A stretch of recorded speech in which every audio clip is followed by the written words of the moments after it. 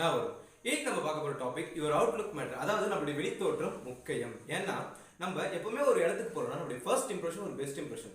For a teacher and student for a best staff member நம்ம ஒரு இன்டர்வியூக்கு போறோம்னா கூட நம்ம நல்லா யோசிச்சு பார்த்துக்கலாம். நம்மளுடைய ஃபர்ஸ்ட் இம்ப்ரெஷன் நம்மளுடைய பெஸ்ட் அவுட்லுக் வச்சு தான் இது பண்ணுவாங்க. அதாவது அவுட்லுக்ன்றது நல்ல காஸ்ட்லியாவோ இல்லை நல்ல ஒரு ஃபார்மல்ஸாவோ ட்ரெஸ் பண்ண அவசியம் இல்லை.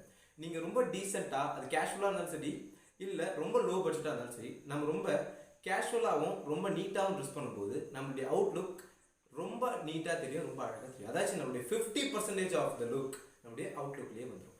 இப்போ ஒரு டீச்சருக்கு சொல்லலாம், ஒரு ஸ்டூடெண்ட் தன்னுடைய டீச்சரை பார்க்கும்போது ஏதோ ஒரு சாதாரணமாக ஒரு ஆவரேஜாக இருக்கார், அவர் மூஞ்சில் எப்பவுமே ஒரு கடுகடுப்பு இருந்துச்சுன்னா நிச்சயமாக அவரை பார்த்து ஓட்டுவாங்க. இன்னும் சொல்லணும் அவர் சொல்கிறத கவனிக்கிறதுக்கே யோசிப்பாங்க. அதே ஒரு டீச்சர் ரொம்ப சாமா அவர் மூஞ்சில் வந்து ஒரு சந்தோஷத்தோட சாமா வந்து நிற்கும்போது அவருடைய ட்ரெஸ்ஸிங் சென்ஸ் நல்ல ஃபார்மல்ஸாக இருக்கும்போது நிச்சயமாக அவர்கிட்ட இருந்து நம்ம ஒரு ட்ரெஸ்ஸிங் சென்ஸை கற்றுக்கலாம் தான் பார்ப்போம். ஏன்னா எப்பவுமே ஒருத்தங்க கொஞ்சம் கோமாளி மாதிரி இருந்தால் நம்ம வந்து அவங்கள பார்க்கறதுக்கு எக்ஸ்ட்ரா 2 செகண்ட் பார்ப்போம், இப்படி ட்ரெஸ் பண்ணக்கூடாதுன்ட்டு. ஆனால் ஒருத்தங்க அழகாக ட்ரெஸ் பண்ணிருக்கும்போது அவங்களை பார்த்து நம்மளே இந்த மாதிரி அழகாக ட்ரெஸ் பண்ணலாமே, 4 பேர் நம்மளை எப்படி பார்ப்பாங்க, அதாவது நம்ம அவங்களை எப்படி ரொம்ப டீசெண்டாக ஒரு ரெஸ்பெக்ட்ஃபுல்லாக பார்க்கணுமோ அதே மாதிரி நம்மள 4 பேர் பார்ப்பாங்கன்ற ஒரு தாட் நமக்கு வரும்.